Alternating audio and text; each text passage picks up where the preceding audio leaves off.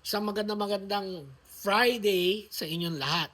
Thank God it's Friday, sabi ng iba. Pero for me, thank God daily. Kasi araw-araw tayong binibigyan ng pag-asa ng Panginoon at inaalagaan ng Panginoon. Mapagbigay talaga ang Panginoon para sa atin kasi binibigyan niya tayo ng bagong umaga, bagong pag-asa. Okay? So anyways, alam niyo ba yung minsan feeling na pinaghirapan ko to, para sa akin to. Pero sabi sa Bible, no, do nothing out of selfish ambition. Sabi yan sa Philippians 2:3. Minsan kasi alam mo yung feeling na mas madali maging selfish kesa maging kind. Pero pinapaalala sa atin na ni Jesus, no, even the Son of Man did not come to be served, but to serve. Sabi sa Mark 10:45.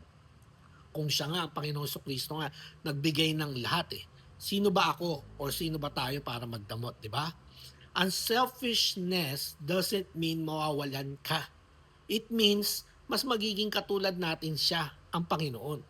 Okay? Love not just in words, sabi nga, but in action. Sabi sa 1 John 3:18. So hindi ka nauubos kapag nagbibigay ka, mas napupuno ka pa. So this coming holiday season, matuto tayong magbigay. Hindi lang ngayong coming holiday season, araw-araw dapat matuto tayong magbigay sa ating mga mahal sa buhay, sa ating mga kaibigan, at sa kahit hindi natin kilala. Ibahagi natin ang salita ng Diyos para mas lalo silang lumago at matuto na magbigay din. Okay? So, keep sharing the faith, not the hate. See you!